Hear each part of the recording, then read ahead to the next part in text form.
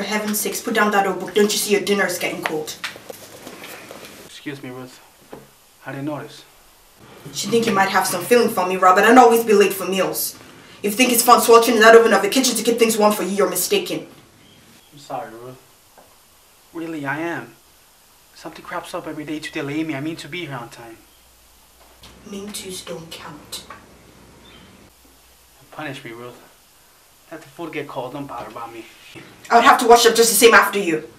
But I can wash up. A nice mess there'll be then. Food is lucky to be able to get cold. This weather. Besides, you have work that's got to get done. Yes, of course. Work you'll never get done by reading those books all the time. Why are you persistent and angry about reading books? Is it because you are... Because I'm too stupid to understand, I suppose you were gonna say. No, no. Why do you go to me into saying things I don't mean? Haven't I got my share of troubles trying to work this cursed farm without you adding on to them? You know how hard I try to keep things running in spite of bad luck. Bad luck. And my own very apparent fitness for the job I was gonna add. But you can't deny there's been bad luck to it too. Why don't you take things in consideration?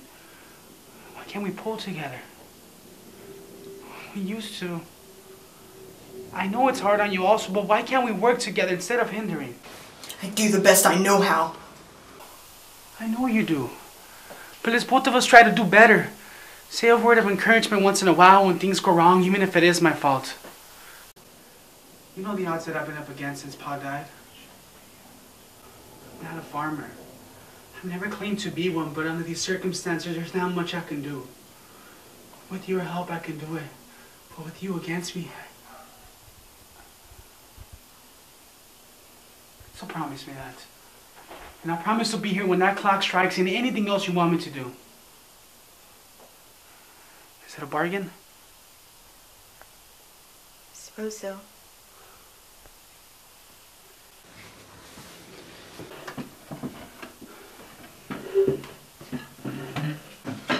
It's lucky Andy's coming back. Yes. Andy will see the right thing to do in a jiffy. And I wonder if that old chump has changed much. Doesn't seem to from his letters, does he? Yeah, but just the same. I doubt he's gonna want to settle down to a humdrum farm life. After all he's been through. And it's not like he likes the farm. God, the things he's seen and experienced. Think of all the wonderful far places I used to dream about. God, how I envy him. What a trip. I suppose you're sorry now you didn't go? All those cursed hills out there that I used to think promised me so much. They're like the walls of narrow prison yards shutting me from all freedom of life. Sometimes I think if it wasn't for you, Ruth and little Mary, I'd chuck everything up and walk down the road with just one desire in my heart. To put the whole rim of the world between me and those hills and to be able to breathe freely once more.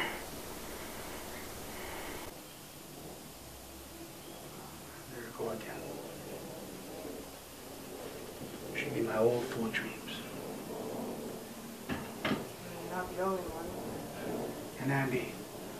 Andy who's had the chance. What's he got out of it? Slaters be like the diary of the farmer. We're in Singapore now. It's a dirty, horrible place and it's hotter than hell. Two of the crew are down with the fever and we're short-handed all the work. I'll be damn glad when we sail back and forth, although tacking back and forth in these blistering seas is a rotting job too. That's just the way he summed up his impressions of the East. You needn't make fun of Andy. What's the use? You know I wasn't making fun of Andy personally, but his attitude towards You was to making fun of him and I ain't gonna stand for it! You ought to be ashamed of yourself. A fine one you be. A fine one to talk about everyone else after where you've ruined everything with your lazy loafing and the stupid... Ruth, you be sorry for talking like that! You finding fault with your own brother who's 10 times the man you ever was or ever will be? A thing like you to be talking, you're jealous, that's what jealous. Because it's made a man of himself while you're nothing, nothing! You stop that kind of talk, do you hear? I won't. I'm only saying what I've been thinking for years. You can't mean that. What do you think? Living with a man like you, having to suffer all the time because you've never been bad enough to work or do things like other people. But no, you never owned up to that. You think you're so much better than other folks with your college education where you never learned a thing and always reading your stupid books instead of working. I suppose you think I ought to be proud to be your wife. A poor ignorant thing like me, but I'm not. I hate it.